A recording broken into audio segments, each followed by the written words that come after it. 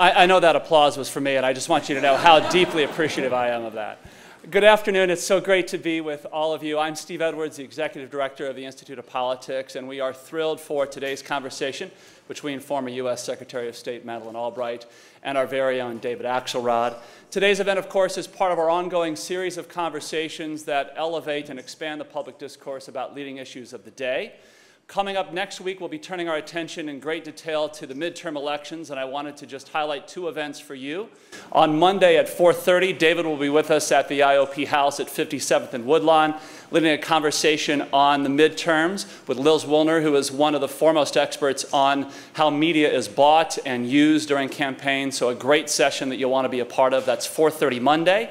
On Thursday, just across the way at the Chicago Theological Seminary at 6 o'clock, we will have a big event on the Illinois gubernatorial election, a panel discussion focusing on that race. The title is Rauner versus Quinn, who's winning, who's spinning. I kind of like that. So we hope you're there for us on Thursday as well to take a look at that race.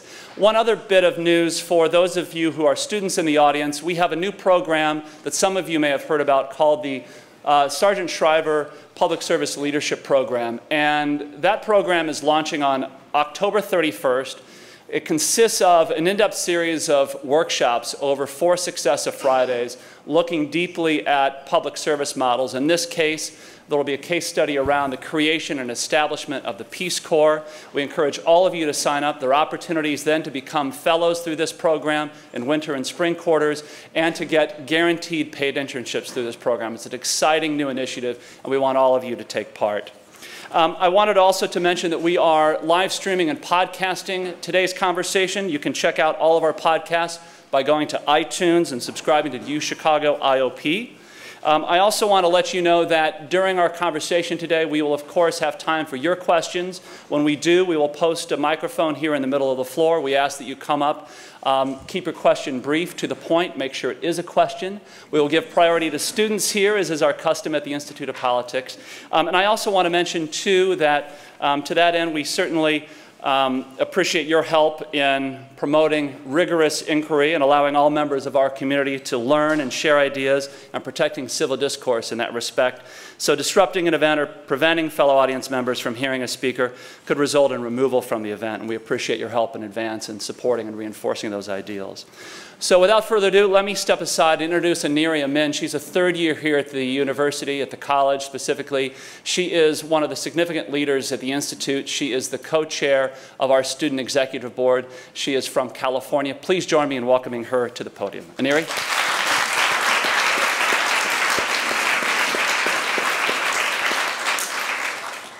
Hello, everyone, and good afternoon. First, I would like to thank Secretary Albright because in the last 2 years since the Institute has opened, we have now had the distinct honor of having her here at the IOP for a second time.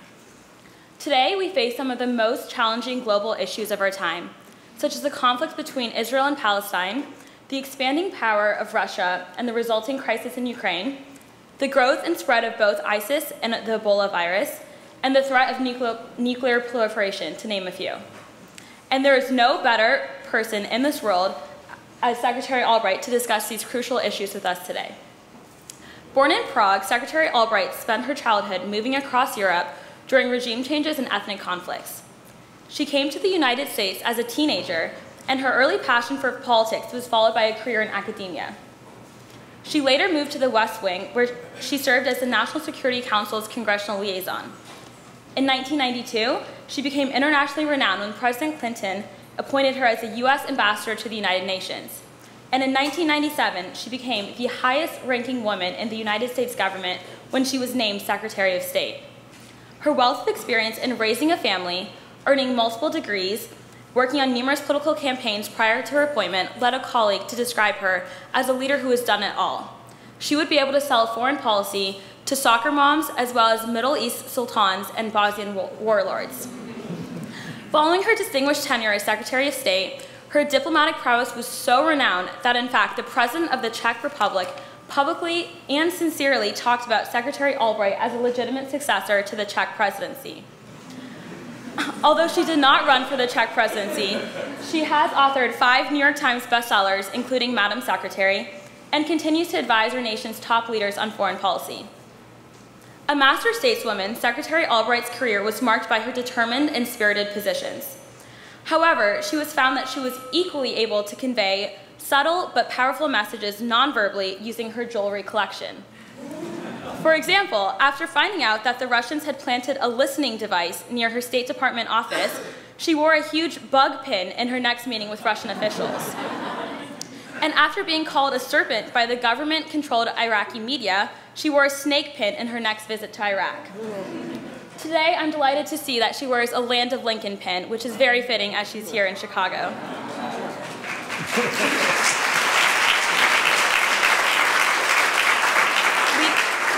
Leading the conversation today is the director of the Institute of Politics, David Axelrod.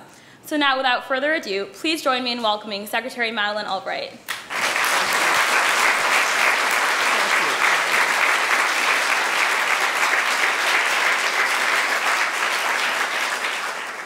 Thank you, Aniri, for that great introduction. I agree with you that there's no one better to help bring some clarity to these issues than Secretary Albright.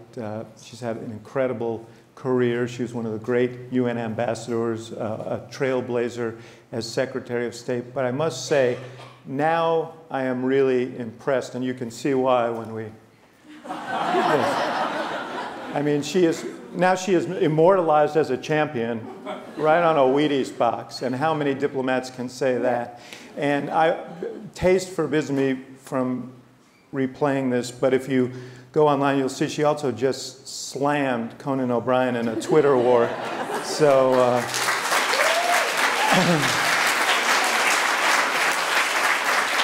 Madam Secretary, you now advise businesses, other entities on events around the world. And if this session were had a name, it would probably be "What in the World is Going On?" There's a lot of unsettled feeling around the world. There are crises on multiple fronts. If you had if one of your clients said, "Just give me a kind of primer right now on the things that concern you the most and your sense of them," what do you tell them? Well, first of all, it's wonderful to be with you again, David, and for all the things that you have done for the country and now at the University of Chicago with this great institute, and it's terrific to be here again. Thank you very, very much for inviting me. Well, to put it simply, the world is a mess, and that's a diplomatic term of art. I have very rarely seen so many problems happening simultaneously with I think, a real question, because the institutional structure that the international system has is not working. I think that those students that are here of political science and history know that we're basically operating with institutions that were created after World War II, and the world is completely different. I have kind of talked about the fact that there are several big mega trends that are affecting what we're doing, and they have created their own contradictions. There are always contradictions, but we don't, Isaac Newton is basically about physics, but it does work also in the world at the moment. What is happening, and I'll just lay them out and then maybe we can talk about them a little bit more. Everybody knows about globalization and interdependence, and that is clearly one of the mega trends that we're dealing with, and understanding how if something happens in one place it affects others, and to a great extent very positive ways of knowing more about each other and operating together. The contradiction to it is that in many ways it's faceless, and people feel lost within such a large universe. And so what's happened is they are grouping more and more with their own kind, whether you seek identity in terms of either your ethnic group or religious or linguistic, and there's absolutely nothing wrong with that. We all want our identity. The problem is when it morphs into hatred of the people next door. And kind of nationalism, patriotism is one thing. Nationalism can be very dangerous in terms of what it brings out in people and creating a lot of the problems. We can talk about that more. The other mega trend is what's happened with technology. The revolution in technology, again, has its own contradiction. It has created connectivity in a way that we haven't seen before, and everybody knows what everybody else is doing and thinking, and it is possible for people with mobile phones in Kenya, for instance, to be able to pay their bills with a phone or know what the crops are someplace else. But it has also created its own contradiction, and that is that it's disaggregated all voices. And you are a political person, and you know that in order to get anything done, there has to be some aggregation of voices. And so everybody has their own source of information, usually not correct, and also people listen to what they already agree with. So one thing is, it's really strengthening even that thought of identity. So those are kind of the mega trends and their contradictions.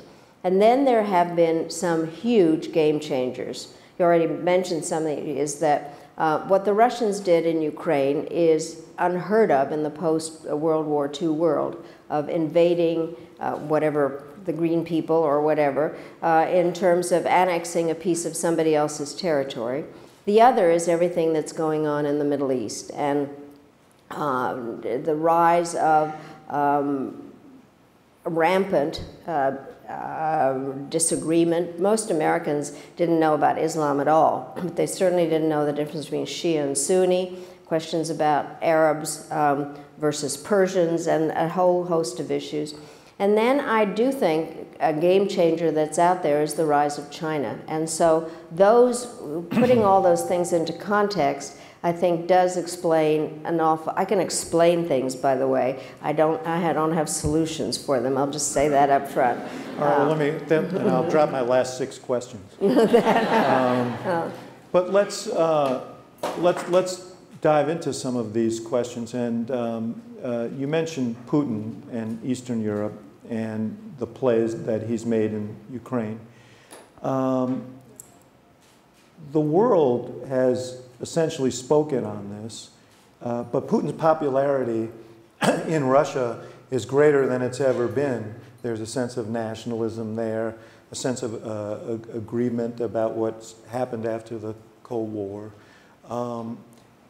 What are the levers to control him, given the support that he's gotten? And will economic sanctions, will the Europeans support it to the degree that they're needed, and B, is there any degree of pressure, economic pressure, that can be put on Russia that would bring Putin, I don't want to say to heel, but would cause him to stop in his tracks? Well, let me say I've spent my whole life studying the Soviet Union and Russia, and I used to think that when I looked at my library that maybe it was archaeology. It's not. And so a lot of the things that Russia has gone through, the Soviet Union, are germane today. And one of the things, in 1991, when the Soviet Union disintegrated, I was a professor and also ran a think tank, and I was able to go and do surveys all over Europe, including Russia, Ukraine, and Lithuania. And I'll never forget this focus group that we were running, and this man stands up and he says, "I'm so embarrassed. We used to be a superpower, and now we're Bangladesh with missiles." And so there really was an identity crisis in Russia, and we were asked to do something that's never been done before, which is how to devolve the power of your major adversary without a war. And so I happen to think it was a mistake for previous administrations to say that we won the Cold War. The bottom line is they lost the Cold War, and that's not just a semantic difference. It's the fact that the system did not work. So they then go through this trauma of trying to figure out who they are. We, during the Clinton administration, did everything we could to make Russia feel that they could and should be part of the system, the G8, a number of different things. I personally said to Yeltsin that we would welcome them in NATO if they were able to be helpful and wanted to be a part of it and met the criteria. So we can talk more about that part of it. So Putin has identified himself with the man Bangladesh with missiles, and wants to make sure that Russia is what it was, not so much the Soviet Union, but to some extent, but also the grandeur of Russia. And so that's his popularity. And the other part is the propaganda. Now, the question is whether Putin really believes everything he says, because if he does, he's delusional. He has made up his own set of facts. When somebody can say that the dissolution of the Soviet Union is the greatest tragedy of the 20th century, I find that statement beyond belief. 2 world wars in which actually a lot of Russians died. So I find that a crazy statement. And then just his whole fact basis is completely wrong. And so the hard part here is how you deal with somebody that's operating in a parallel universe.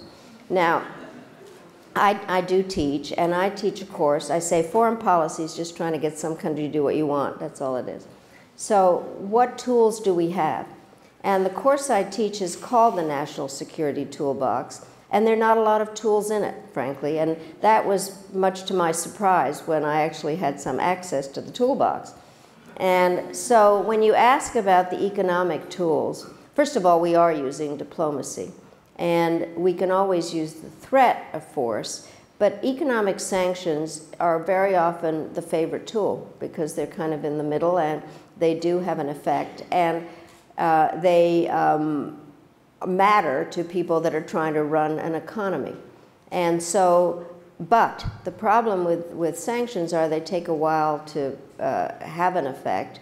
And while we can have unilateral sanctions, the multilateral ones are more important, and the fact that the Europeans have been cooperative on it makes a difference. So I do think they're a pretty good tool. They are affecting Russia's economy, and the question is how long Putin can manage the effect of it along with the lower oil prices and that popularity, and the fact that even people who are hurting see him as popular. So that's our issue at the moment. And then, and I've been in endless discussions on this, we don't want Russia to disintegrate. We want Russia to be helpful and to be a partner and to deal with other issues with us, whether it's on nuclear. And they are. And they are on some things. So how are we able to manage that? And how we continue to protect or understand Ukraine is a country. It is an independent country that gave up its nuclear weapons, that has huge economic problems, that is in a difficult geographical location because they always will have a border with Russia. So, sorry, long answer. No, it's a long answer, but a good answer. You say that foreign policy is about getting other countries to do what you want. There's been an awful lot of discussion lately about President Obama's foreign policy and whether he has been forceful enough in trying to impose our will, agenda, so on some of these situations. Are there things that the administration should have done relative to Ukraine? And then we can broaden out the discussion. Obviously, the Middle East is even more complicated. But let me put it into context again.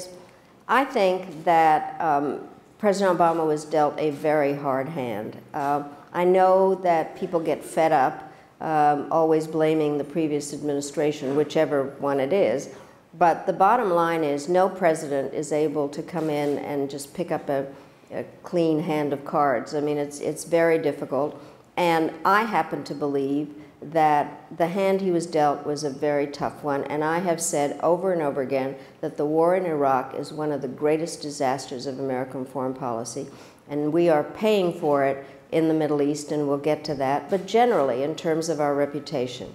The other thing about President Obama that I really have applauded, I used to be known as multilateral Madeleine, because I really do. Hard to get on a business card. Yes, but I think if you look at the problems that are there in the world, and by the way, I did write a book. One of mine is called Memo to the President-elect. At a time I didn't know who it was going to be. I finally did inscribe it to President Obama And I said, with the audacity to hope that this book might be useful. But what I did point out that there were these transnational issues that required cooperation. Now, Americans don't like the word multilateralism because it has too many syllables and ends in an ism.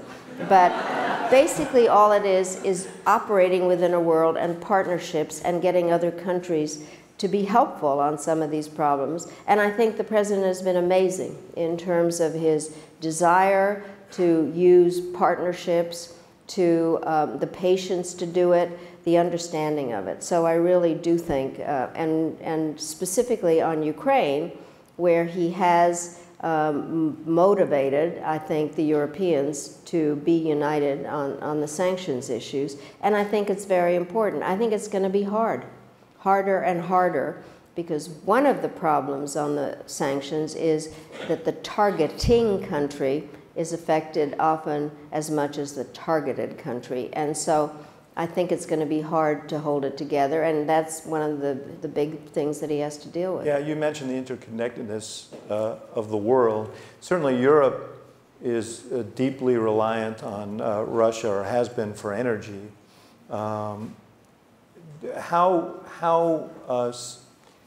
deep is the European commitment to reining in Putin, and how much sacrifice, given the economy of Europe, how much sacrifice are they willing to make? Well, frankly, we don't know. I mean, I think that one of the things that I think Putin did not intend was to unify Europe as much as he did. I think initially the whole point here was to divide it, and a lot of it had to, as you know, I mean, the whole thing began when the Ukrainians were going to be a part of the European Union and the whole economic system, and so that is what really turned Putin off. And basically, it is a question about how long they will be there together. They do have their own problems in terms of their economy and the austerity issues and leadership, and Angela Merkel is the key to an awful lot of parts of this. And I think it's going to take a lot of work. The energy issue, it's a fascinating issue as far as I can see in so many ways, because the story has changed. And it depends on how hard the winter is, and it depends on whether we are able to help in any number of different ways, and also whether they are going to prepare themselves not to be so dependent on Russian energy. What is interesting is it's in the Russians, they want to make sure that they can continue to sell. That's part of their issue at the moment. But in many ways, it depends on that and the austerity budgets and the extent to which the multilateral aspect of this. Let me just say, I was born in Europe, and when I meet with Europeans, I often say, I'm just like you. I was born where you were. I just happen to have been raised in the United States, so I can tell you all the things you're doing wrong. And I think that they're difficult to deal with in many different, and for me, and I've said this, but I'm happy to say it again, is that I think there were people who wondered if the U.S. wanted a strong European Union. My answer is yes.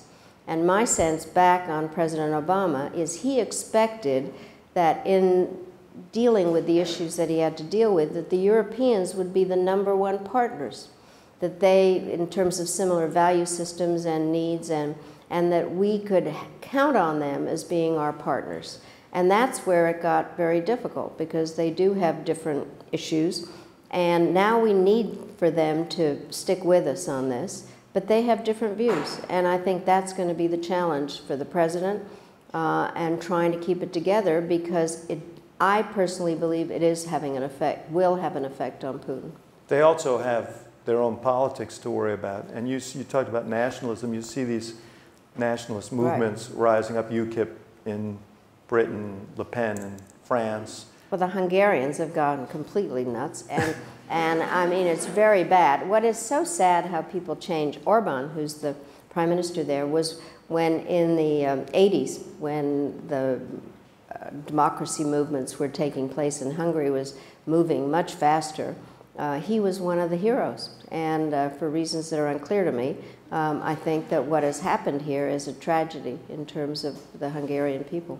But these pressures are pressures that across Europe leaders are feeling. You see it in Britain, Cameron talking about detaching from Europe. And well, that's why I think nationalism is actually, as I said, fairly dangerous. And what happens is that it is set loose sometimes for domestic political reasons. The economy's bad, so then you blame the people next door.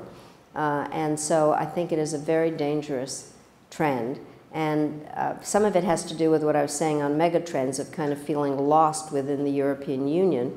But some of it, I think, is deliberately set as a way of saying, well, we're good and the next door people are not. Some of the things that happen in Europe, North versus Southern Europe, and I think I am very worried about the nationalist genie having been. I also think that the two trends that you speak about, globalization and technology, also have had pretty profound economic implications for large numbers of people and created a very alienated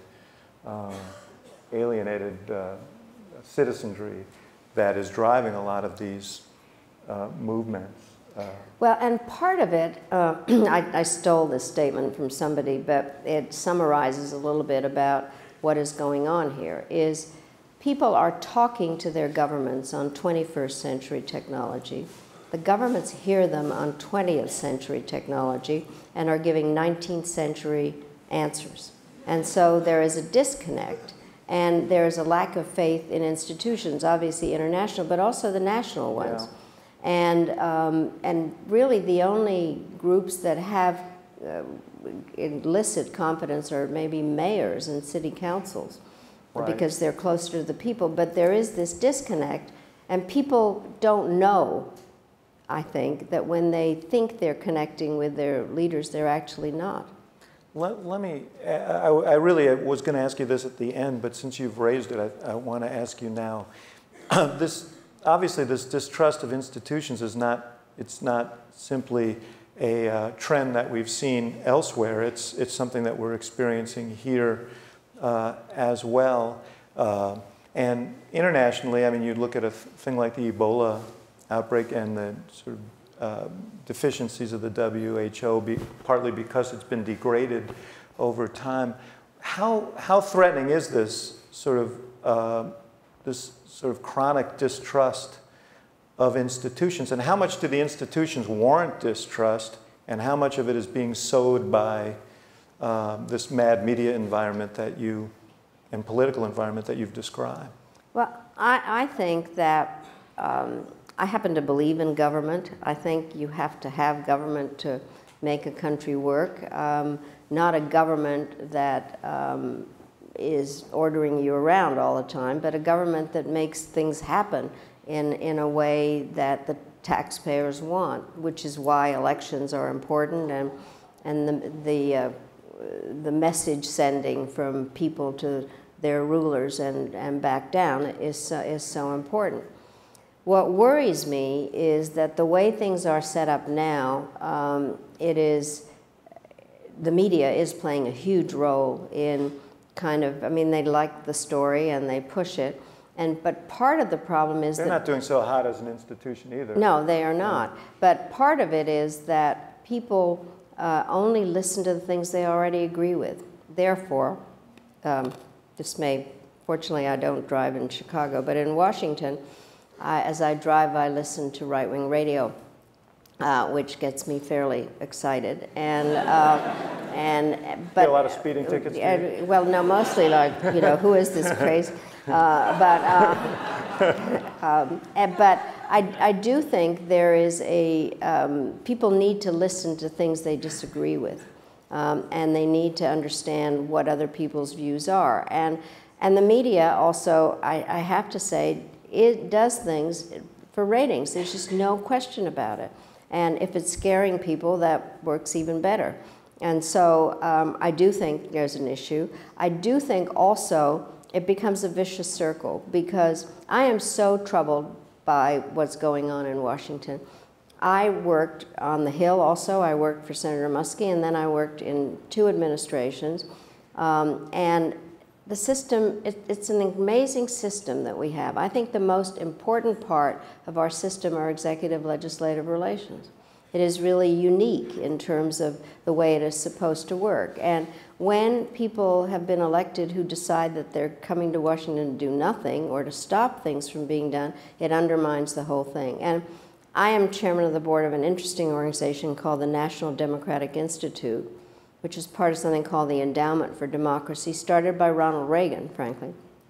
And we are all over the world, and we're not ideological, and we don't tell countries. We basically do nuts and bolts of democracy. So one of the things in seminars we'd say, well, the really basic part of democracy is compromise. And they say, yeah, like you guys. So at this point, we are not very good examples in terms of why institutions are important, why the rule of law is important, why it's important to have an opposition party, a free press, lack of corruption, all those things. And that's what bothers me. I mean, I am an immigrant. I believe that this is an exceptional country. And I think we are not behaving in that way. Exceptional doesn't mean telling everybody what to do or asking that exceptions be made for us, but in terms of the way that we run ourselves, and at the moment, I don't think it's working particularly well. I would be remiss if I didn't turn our attention to the Middle East and to ISIS and how we should spend, I guess, a little bit of time, because it's been brooded about quite a bit, on how we got to where we've gotten. But I'd really like to spend a few minutes on where you think it's going, yeah, as well. I know when Senator Obama made his speech about the war in Iraq, his concern was that the war would unleash sectarian violence in Iraq and would make the U.S. a target of extremism. That seems to be, you mentioned before, the roots of the war in Iraq. But that we are where we are now. What other elements do you think are driving all of this at this time? Well, first of all, I do think it's important to understand the Middle East. When I worked for President Clinton, he read a lot, he assigned books to us. So one that I was told to read was called The Peace to End All Peace by David Fromkin, who describes the creation of the modern Middle East. And the short version of the book is, after World War I, the modern Middle East was created by the British and French bureaucracies lying to each other. So they created artificial countries, and Iraq, and is the paramount example, Syria to some extent, and putting groups together that may or may not have fit together in any way. And what we're doing is watching that, the end of that particular setup. The part that I think that we know, I think we haven't paid enough attention, frankly. We have, over the years, dealt with countries for a variety of different reasons without understanding, as I said earlier, Islam, and then also understanding the effect of technology. And so we are dealing with a lot of that. I think that ISIS is I think probably a symptom of all the issues, which is that there is huge dissatisfaction.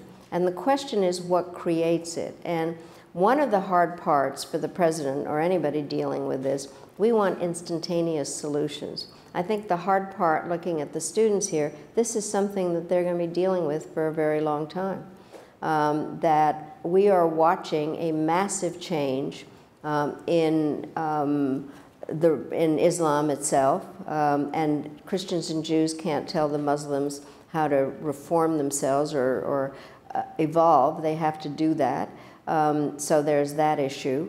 And then I think we have to recognize that the environment has created a lot of this. People that don't have jobs, that don't know what to believe in, young people who have spent time in refugee camps or wandering around without an education. So I think this is going to be a very long time. And President Obama, I think in his Cairo speech, when he was saying we need to have a different relationship with Muslim-majority countries, is essential. And then Secretary Clinton asked me to do something which were public-private partnerships in these countries because people need jobs. And so that is part of the issue. I do think the hardest part at the moment is how specifically we go back to the tools. What are the tools to deal with ISIS, ISIL? And in some ways, the fact that they have territory means that the tools can work. That terrorist groups often don't care at all, but this group does have territory, and therefore I think, even though there's some negative aspects to the bombing, I think it has made a difference.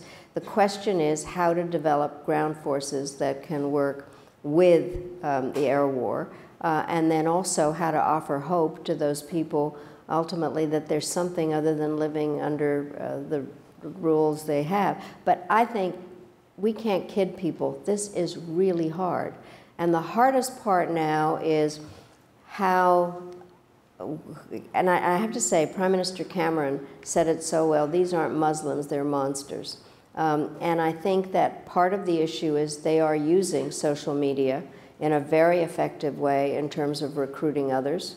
And I think that's the problem that we have to deal with, of how we can be smarter in terms of dealing with the specifics, the immediate part of this, how we help in terms of governments that actually are inclusive, how we keep together a coalition of countries that, I mean, I've been doing this my whole life. It's almost like you need a scorecard to figure out who's on whose side today. Is the agenda similar? Well, let me ask you about that, because when you talk about developing ground forces, you have a situation where the Turks are as concerned about the Kurds as they are about ISIL. You have moderate democratic forces, we're told, in Syria, but they're as focused on Assad as they are on ISIL, and they're worried that all this activity will strengthen the Syrian regime. You've got a situation in Iraq. A lot of this was the unraveling of the regime there because of the relationship between Shia and Sunni. How do you overcome those kinds of sort of deep-seated, long, sort of tribal, sectarian differences and forge a coherent force? With difficulty. I mean, that's the part that is so hard. It blew my mind when I read the papers the other day that the Turks would not help in terms of dealing with ISIL because of the Turkish Kurds that were connected with a part of a group within Turkey. I mean, really, you think, oh my, how can it be? And Turkey is a NATO ally. So, but I think that the difficult part here, and this is why I think it's very hard for the president and leaders that want to speak up on it, is to say this is going to take time. And the part, you're obviously basic internationalist, but there are moments that I think, why don't we just let them do what they're doing? Why should we care? I want you to answer that question, because I think a lot of Americans Well, I think we have to, one, because we do have regional concerns, and we have cared about the Middle East. We have friends in the Middle East. Jordan, Israel, a number of countries that we care about what happens. I do not, by the way, believe that our Middle East policy is all about oil. I can't get my head around that. I will never believe that. But I really do think that we have relationship, and it matters. The region matters to us. We are a global power. But I also think that ultimately there is kind of the spewing out of the threat, and copycat groups, and I think there is. This is where I do not wish to be involved in the scare factor. I will not go there, because that is part of what the combination, you can scare everybody to death, literally, between ISIL and Ebola. But the bottom line is that I think... Good for cable, though. Well, that's the issue. That is the issue. But I do think we went to war in Iraq because of the fear factor. I think we cannot allow ourselves to be victims of the fear factor. But I do think we need to understand that if the United States cares about homeland security in a number of ways, or Americans being able to be abroad and feel safe, there is a concern. There is a concern, and I think we do need to care. Let me ask two questions on this, and then I want to move on to Iran for a minute. A lot has been made of the decision of the U.S. to not keep a residual force. The Obama administration removed all troops from Iraq, couldn't get an agreement with the Iraqi government, or didn't get an agreement with the Iraqi government. Do you think if there had been a residual force in Iraq that some of this would have been avoided? I think some, but the basic problem was Maliki, because you know, the truth is that Alawi had won the election at the time, and Maliki, I think, even though there were Americans that were trying to tell him at various times, and I was part of a study group that the U.S. Institute of Peace did, which was bipartisan, met with him that he had to be more inclusive vis-a-vis the Sunnis, and not, plus all, I mean, the fact that it's unclear about the loyalty of his own, of the Iraqi army. So I think, I personally would have liked to have seen some residual forces. I think also, as one looks at Afghanistan at the moment, where we now do have a status of forces agreement, but Taliban is coming back in the north. The hardest part of everything is that we have to manage problems. They don't often get solved immediately. And we are a very kind and generous nation, and we are not occupiers. And so I think that it's a very hard thing to get your head around that, but I think what Maliki's was the problem. And so the question is whether a few forces would have made a difference or not. It's hard to tell, but we got stuck in supporting a government that was undermining a lot of the goals that we wanted. And the other question comes about the arming of the Syrian, moderate Syrian forces a couple of years ago, and the president resisted that. There are a lot of people, including people who are in his own administration, who are writing books now, who, and I actually ought to ask you about that, and I will, who suggest that somehow if we had done that, we would be in a better place now. Well, I frankly do wish we had, but I am not on the inside, and I can fully understand, based on some of the intelligence that one reads about in the newspapers of who were the rebel groups, could one have armed them.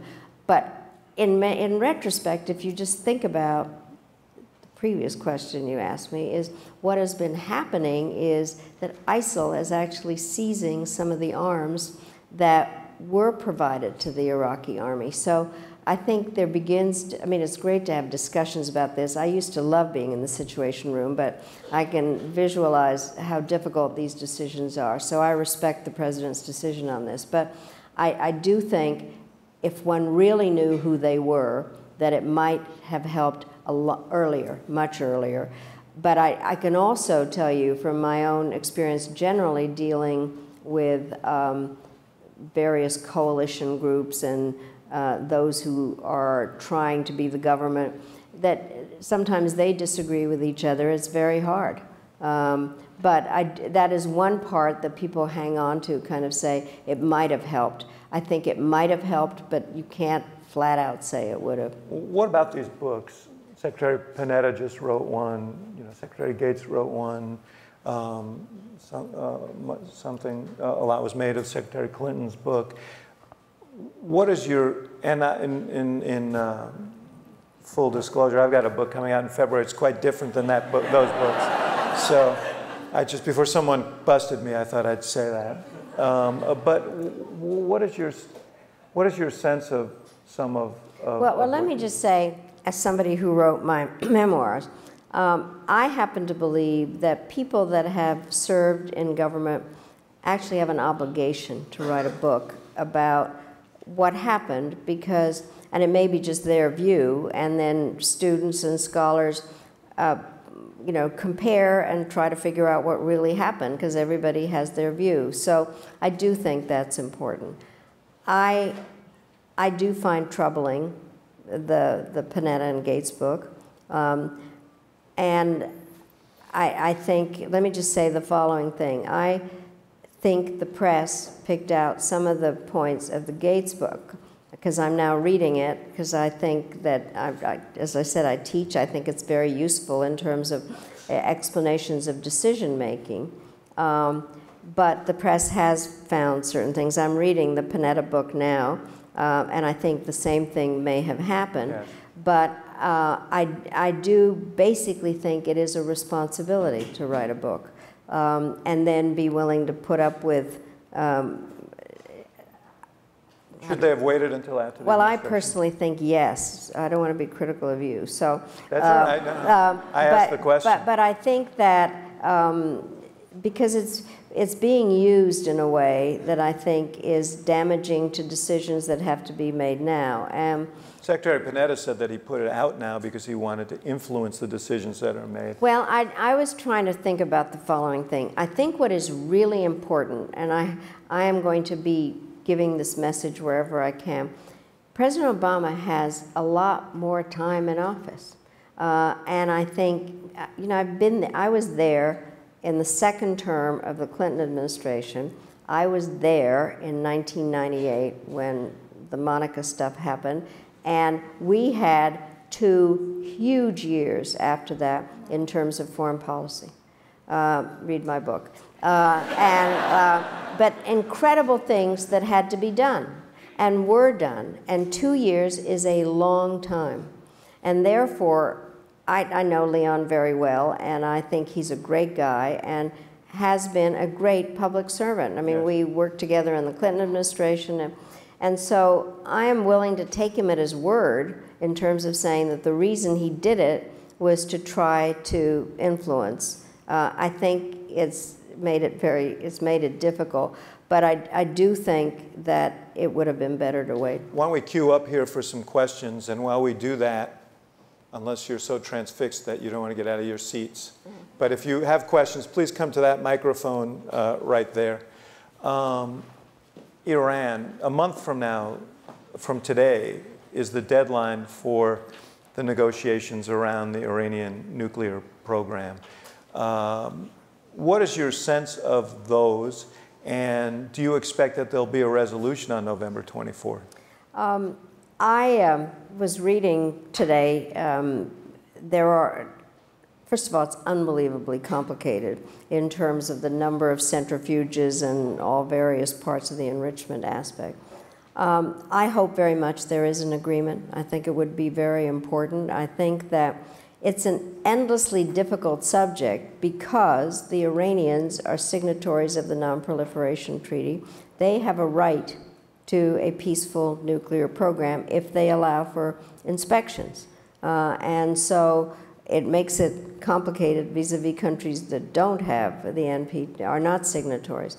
I think it's very hard to tell what's going to happen because I know from negotiations it's ultimately the end months or weeks or whatever that are the critical times, and you get changes because time is out there as an issue. I do think the sanctions, to go back to that issue, have actually worked because the Iranians do have serious economic problems, and the fact that these negotiations are going on at all are a sign of that.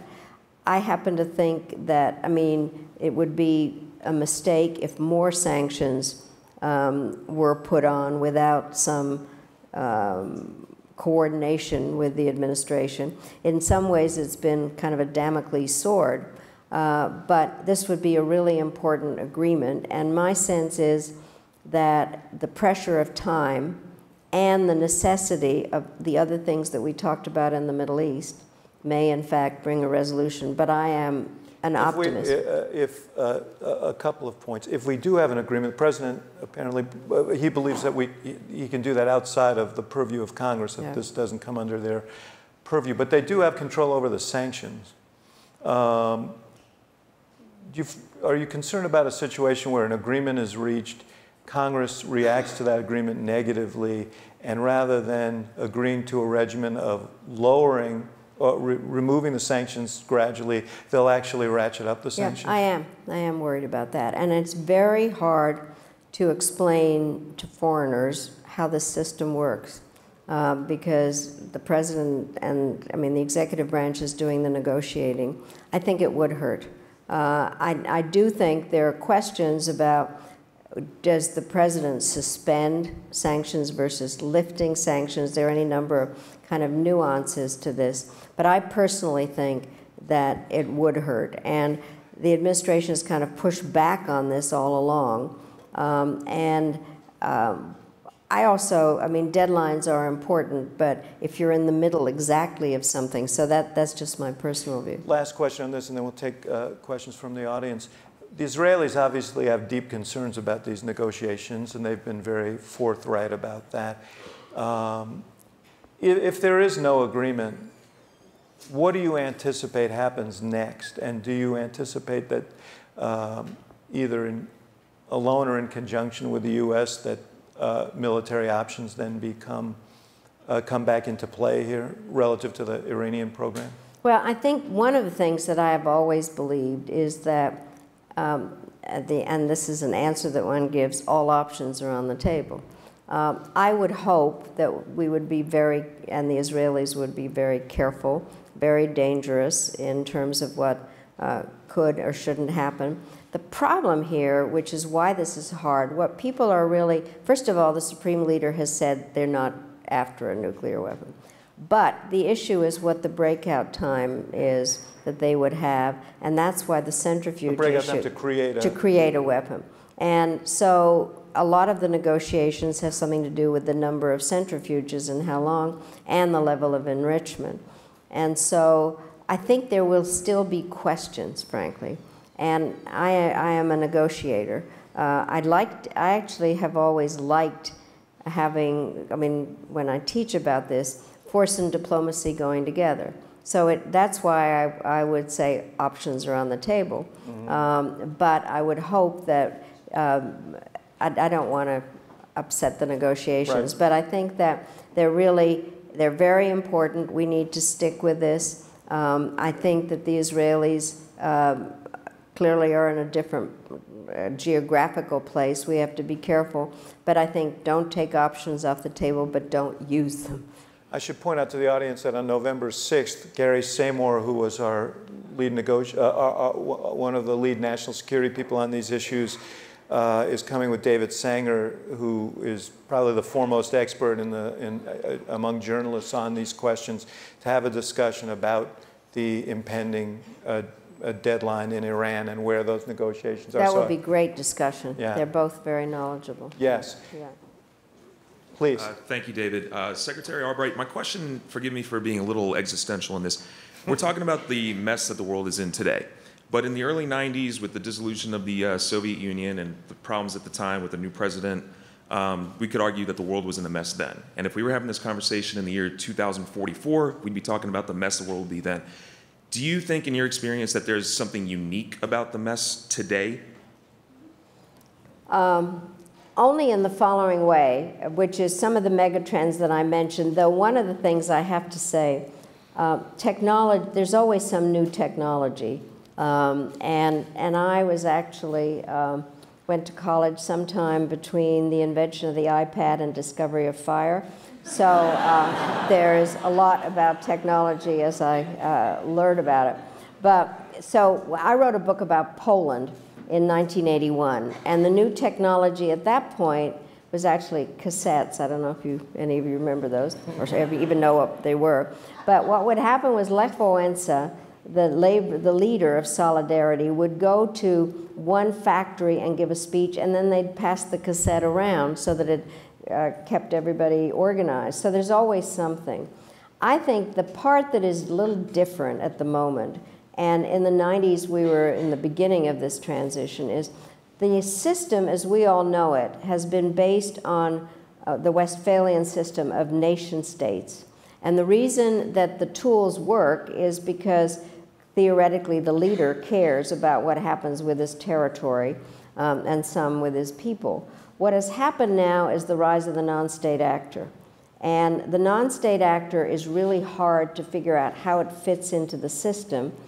So the combination of the technology and this group that is out of, and by the way, non-state actors are all kinds of things. I mean, often people think it's just terrorists. It's not.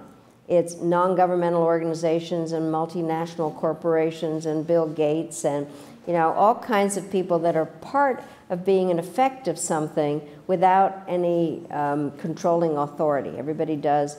And I think that's what makes it a little different, and the lack of faith in institutions and the worn-outness of the ones we have. But I think you raise a very important point, which is I'm sure everybody thinks that the moment that they're living in is particularly difficult. And I think one of the reasons that ours is that we know how difficult, you know, we now know everything that's going on everywhere, and trying to figure out what our responsibilities are towards, I mean, people said they didn't know what was going on during World War II. Nobody has that luxury at the moment. We know everything that's going on. And as you point out, there's an interest in the media to hype all of those stories. Yeah. Yes? Thanks for coming. My question is, of all the areas of conflict you talked about today, which one, if any, is most worthy of direct military action, or what actions would have to happen in the future to warrant direct military action? Well, let me just say that as I said earlier, I do believe in the, you know, there's not a lot in the toolbox, frankly, and I think that you try to figure out how you affect the behavior of another country, so what tool do you choose? I believe that it depends on what you need, what you mean by direct military action.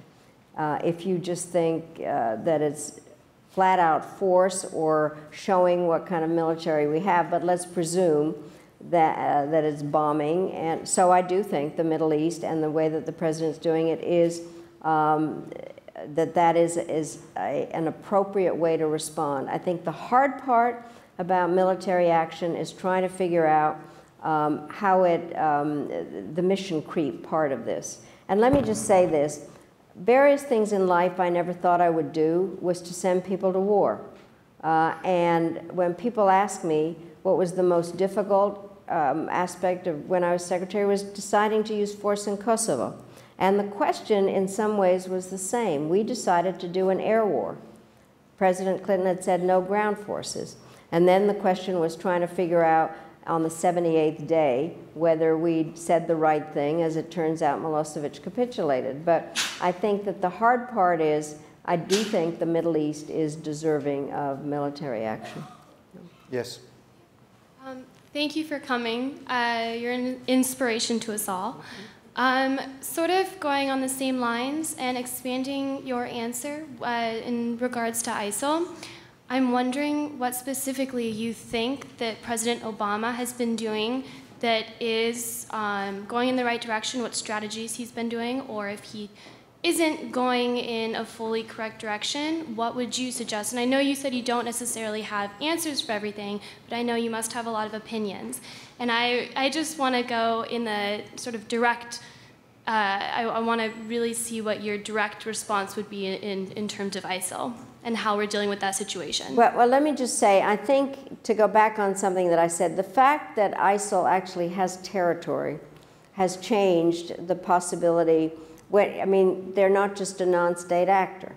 And therefore, I do think, and it goes back to the other question, therefore, using force, because they're trying to control territory and trying to lower their, trying to shrink what it is they have, I think is very useful to do.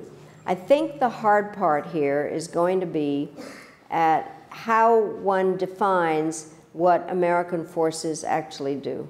There are American military that are part of the training programs.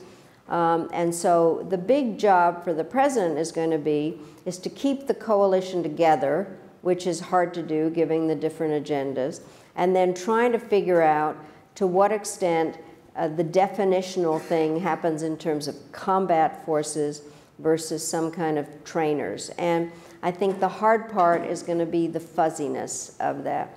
But I think ultimately that the level of airstrikes, part of the problem with the airstrikes is that you need somebody on the ground to target help you with the targeting. And so if they're going to be effective, there does have to be somebody on the ground. And the question is who they are, how they are trained, and are they effective? And then trying to find the allies in terms of shrinking the size. I would hope, I find very interesting the argument about whether to have a no-fly zone in Syria and the Turkish role in that. And I think that, I personally think that would be a good idea to try to get that. But the problem is separating Syria and Iraq and ISIL as it spreads. But I don't think we can give up now. And then I also think a tool that we need to figure out how to use is the social media aspect of this in every way. Because, as I said, ISIL knows how to do it. And so we need to find allies. And then the hardest part is that life does not come in 4-year segments. And even though President Obama has 2 more years, this is a long story. And part of what has to happen is to change the environment of where these people are coming from, which does mean a longer kind of view of economic and political development. Thank you. Yeah, thank you again for being here today. My question kind of goes back to your time at the UN as opposed to when you were Secretary of State. You expressed dissatisfaction over both the United States and international world's response to the Rwandan genocide. Many U.S. officials failed or were instructed to not call what was going on genocide because of the implications of that categorization. As a result, we failed to respond properly. How can we identify, label, and target genocidal situations earlier? Or is the political reality such that even if it happens again, unless there are national interests at stake, the international community would continue to find reasons to stay away? Oh, you'll be so sorry you asked this. I have spent a lot of time on this, and what was fascinating about being at the UN when I was there was all of a sudden the UN was functional. It was the end of the Cold War. Actually, the first President Bush and President Gorbachev had united on a coalition building. It was a great time to be there, and we began to spend a lot of time looking at what peacekeeping operations were supposed to do. I went to visit every one of them. And then there was also the issue of where was the United States going to add its weight in terms of helping a peacekeeping operation, responding to something. One of the things I think is very important for this discussion, and this has something to do with writing books, is that people need to know what information people had at the time they made the decision, not what later has been discovered about it. And so Rwanda, I can only tell you that sitting at the United Nations, we did not have the information that was evident later. We can talk more about that, but it just was not there. Plus the context of what was going on. Black Hawk Down in Somalia had just happened. The Harlan County had been turned around going to Haiti. All kinds of things were going on. So I think in thinking about things from a decision-making perspective, you have to put yourself back to where things are. Anyway, we all, and I wrote about this, of various things that we all feel awful about is Rwanda.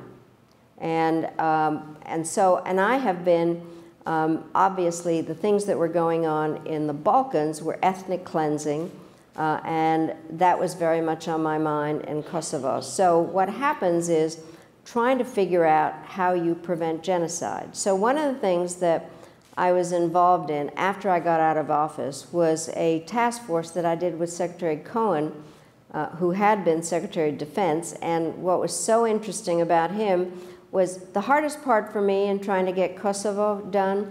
The Secretary of State can say all kinds of things, but you don't have airplanes. You need the Defense Department. And so I spent a lot of time arguing with him at the time. And he said, I want to do this task force with you so that we could look at the issues. So what we decided was that there needed to be early warning systems. And one of the very few things we had suggested that there be something called an Atrocity Prevention Board, and President Obama created it. So it exists and it provides the early warning. So we have that. So then the question is, what is our responsibility? So the international system has evolved to the point, because we know everything, is there a international responsibility to protect if there are crimes against humanity? That is now an international rule. And so then the question is, how do you decide, is it important or not? But it isn't just America's responsibility. It is, but what happened? Libya took place under responsibility to protect. And the question is how it is being used these days. But I happen to believe the Atrocity Prevention Board is a good idea. But every rule that has happened has a downside to it. So for instance, just to square the circle here, if Putin says that he has a responsibility to protect Russian speakers or whatever somewhere, and he decides to go in, it creates an issue. So we are constantly trying to figure out how to answer a question when you know something terrible is happening. How do you prove it? Who is there to tell you the facts at the time? And so it's endlessly interesting, and it's worth constantly looking at, but I do think that there is an international responsibility. Thank you. Yeah. Hi, and thank you for coming. In response to a question earlier, you spoke about the difficulty of incorporating non-state actors into what you referred to as the system. And I was wondering if you could comment on the feasibility of incorporating Hamas into some kind of dialogue as a legitimate political party, especially given the Palestinian Authority's relative lack of credibility among the Palestinian people in the West Bank and the Gaza Strip, and also given that it doesn't necessarily seem to be in Israel's best interest to create a power vacuum in the Gaza Strip by totally destroying Hamas. Let me say that I am the first Secretary of State that had the authority to put organizations on the terrorist list. There had been a determination that you could put states on it. So I declared Hamas a terrorist organization. It is a terrorist organization. It uses force in order to affect what it wants, not everybody, but that is part of their mantra in many ways. I think the question is trying to figure out how you separate a group first of all, I believe in a two-state solution. I think it's absolutely essential. I think having a vacuum is a tragedy. The Palestinian Authority has to try to figure out some way to get other Palestinians involved in what they're doing. But I think it's very hard if we have a policy where all of a sudden we integrate terrorist organizations into negotiations. There has to be some way to split it. And one of the things that was an interesting model was Northern Ireland, where there really was a way to split away some of the IRA was also declared a terrorist organization, of splitting away those that then could take a political role that did not involve the fact that using force was one of the methods of their operating. But not easy, believe me. But I do think, just flat out, there needs to be a two-state solution. And the bottom line here is the United States, we can stand on our head providing every kind of bridging idea. Unless there is political will of the people that are in the negotiations, it's not going to happen. And so We've had quite a bit of experience with that just in the last 6 years. No. So just if I can add an amendment to your question, do you believe, based on what you've seen in the last 6 years and given the movement of events in the Middle East, that a two-state solution is becoming a more remote possibility, or do you still think it's within our reach? I think it is harder. I think that there are a number of people of goodwill who kind of see a one-state solution. I think the tragedy here is I am a great supporter of Israel. Israel is a democracy in the middle of a very difficult place. It wants to be known as a Jewish state. It is hard when large numbers of the people living there are Palestinians. And so for me, the two-state solution makes a lot of sense. The politics of this are very, very hard. And let me just say— on both ends. On both ends. And, you know, the Clinton administration came pretty close. But we made a mistake. And let me just say this flat out, which was that part of the problem is what happens in Jerusalem with the holy places. The assumption is that whoever is the Palestinian leader can make the decision about the disposition of the holy places. He can't. It is the Saudis are part of the keepers of it. Other members of the Arab world or the Muslim world have something to do with it. And so the question is how you bring them into this. And the Arab Initiative, I thought, was very interesting. There are other ways of doing this where it isn't just the Israelis and the Palestinians looking at each other. But we came very close. Thank you. Yes. Thank you, Madam Secretary. In our conversation today, like quite a few individual actors were mentioned, like Putin, Russia, Maliki in Iraq, or the Supreme Leader of Iran. So on one hand, how much do these individual heads of state shape the policies in their nations, or are they only a product or reflection of the system? On the other hand, from the perspective of US foreign policy, how much focus should be put on these individual heads of state? And most specifically, in terms of how effective is in terms of disposing them, or are we risking replacing a known factor with an unknown one? Thank you.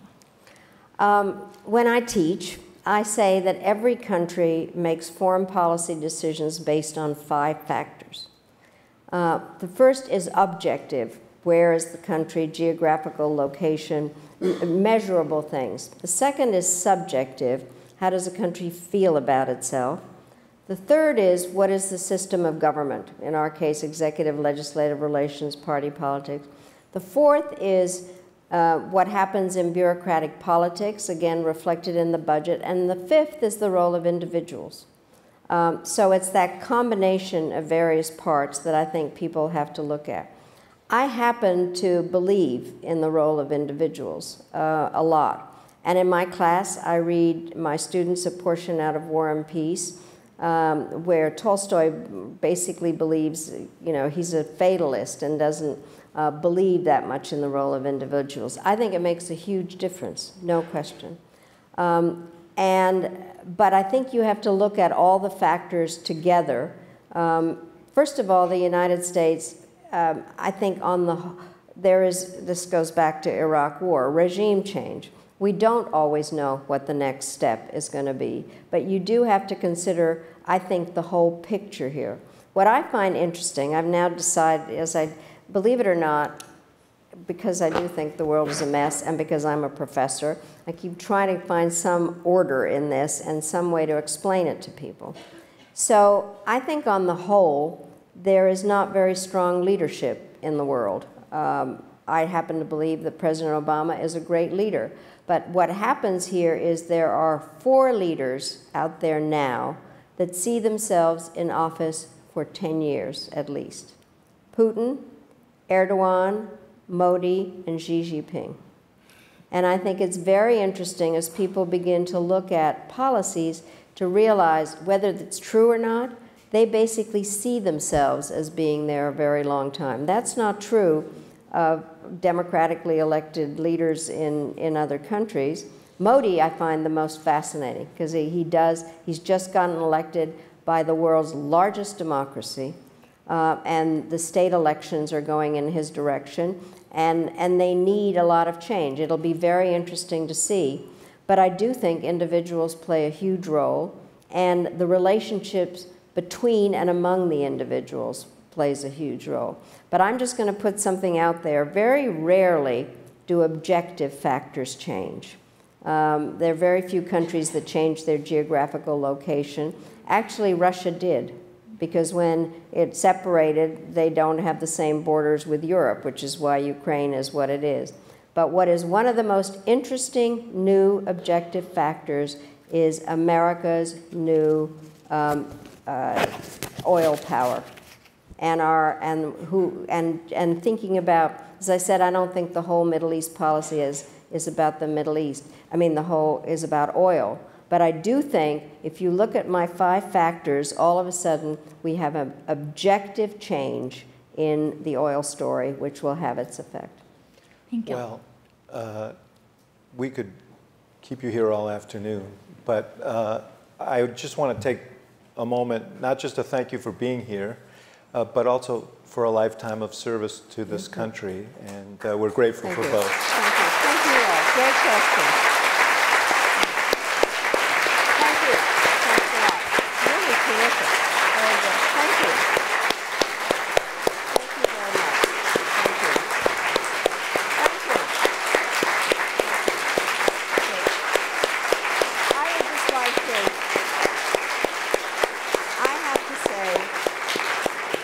There was no greater privilege than for me to represent the United States. I am an immigrant and a very grateful one, and to have the honor to sit behind a sign that the United States, that I was able to be there, make all the difference. And you have a great public servant here. Thank you.